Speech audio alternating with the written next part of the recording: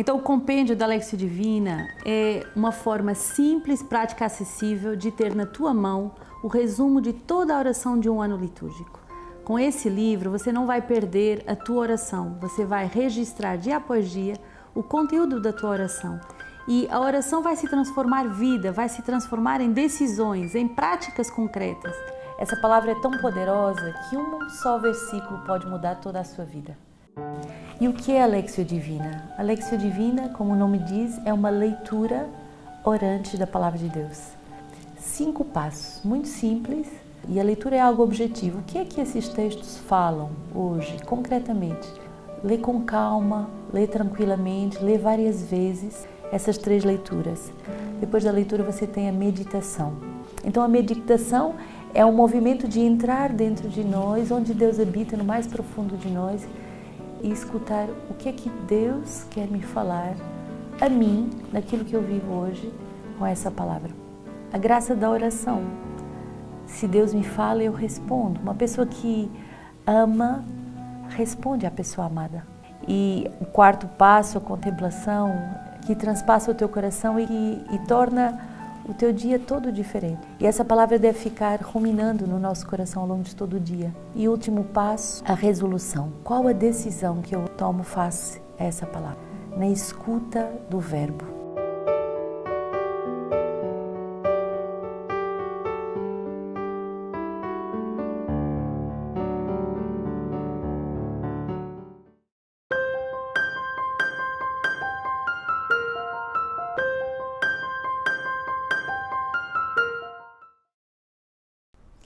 Hi everyone, welcome to this Thursday, November 25th.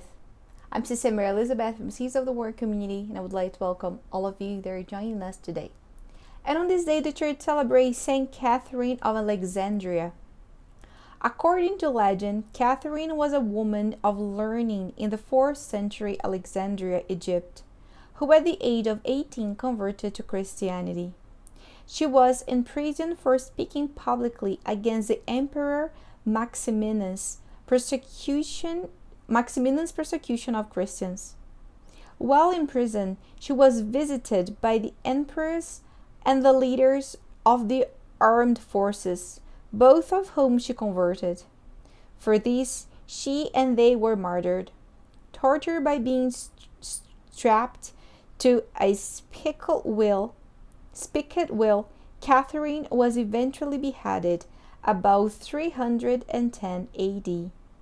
She is a patron of librarians, teachers, students, jurists, nurses, unmarried girls, philosophers, those who work in wheels, for example, potters, spinners, mechanics, and etc., the dying, and several other groups.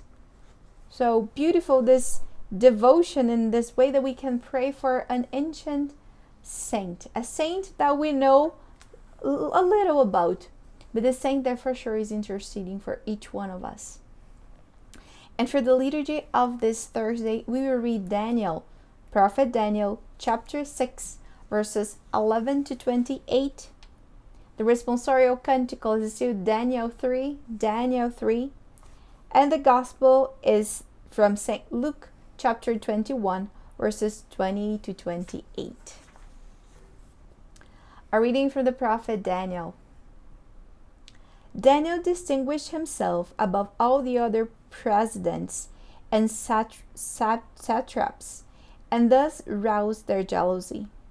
So the presidents and satraps tried to find ground for complaint. One day, the conspirators came and found Daniel praying and seeking mercy before his God. And they approached the king and said, "O king, did you not sign an interdict that everyone who prays to anyone, divine or human, within 30 days except to you, O king, shall be thrown into a den of lions?" The king answered, "The thing stands fast according to the law of the Medes and Persians, which cannot be revoked." Then the conspirators responded to the king, "Daniel, one of the exiles from Judah, pays no attention to you, O king, or to the interdict you have signed, but he is saying his prayers 3 times a day." When the king heard the charge, he was very much distressed. He was determined to save Daniel, and until the sun went down, he made every effort to rescue him. Then the conspirators came to the king and said to him, "Know, O king, that it is a law of the Medes and Persians, that no interdict or ordinances that the king established can be changed." Then the king gave the command, and Daniel was brought and thrown into the den of lions. The king said to Daniel, "May your God, whom you faithfully serve, deliver you." A stone was brought and laid on the mouth of the den, and the king sealed it with his own signet and with the signet of his lords, so that nothing might be changed concerning Daniel. Then the king went to his palace and spent the night fasting. No food was brought to him, and sleep fled from him. Then, at break of day, the king got up and hurried to the den of lions. When he came near the den where Daniel was, he cried out anxiously to Daniel, "O Daniel, servant of the living God, has your God, whom you faithfully serve, been able to deliver you from the lions?" Daniel then said to the king, "O king, live forever. My God sent his angels and shut the lions' mouth, so that they would not hurt me, because I was found blameless before him, and also before you, O king, I have done no wrong."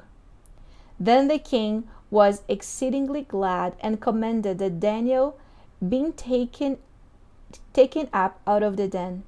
So Daniel was taken up out of the den, and no kind of harm was found in him, because he had trusted in his God. The king gave a command, and those who had accused Daniel were brought and thrown into the den of lions, they, their children, and their wives. Before they reached the bottom of the den, the lions overpowered them and broke all their bones in pieces. The king Darius wrote to all people and nations of every language through the whole world, "May you have abundant prosperity. I make a decree that in all my royal dominions people should tremble and fear before the God of Daniel, for he is the living God, enduring forever. His kingdom shall never be destroyed, and his dominion has no end. He delivers and rescues. He works signs and wonders in heaven and on earth, for he has saved Daniel from the mouth of the lions." So Daniel prospered during the reign of Darius and the reign of Cyrus the Persian. The word of the Lord. Thanks be to God. The book of Daniel, it's beautiful because you can see many kings throughout the years. And so we know that Daniel was chosen to live in the palace of the king with a very young age. So he was a young man when he was chosen to live in the palace. And for sure he died when he was very old, because he could see, if I can say like that, the progression of the kingdoms. First Nebuchadnezzar, then Belshazzar, if I'm not mistaken his name. Then today we see King Darius, and it also talks about King Cyrus. And King Cyrus of Persia was the one who set the people of Israel in exile free. He was the one who delivered them. But King Darius was already a man that God was touching his heart slowly. King Darius really liked Daniel. Daniel must have been this man that would captivate people for God, because every king respected him. Even if the kings had their own gods and traditions and cultures and so on, they respected Daniel because Daniel never let anything corrupt him. Daniel was him. He was himself with his faith and everything he believed. What a lesson we can learn from Daniel, from the prophet Daniel. He was able to serve kings with different cultures, with different religion, but never, never, never be defiled, never to betray his faith and what he believed. What a man, and what we can learn from it. Many times we are afraid to be out and about in the world, being afraid of not be contaminated with things around us.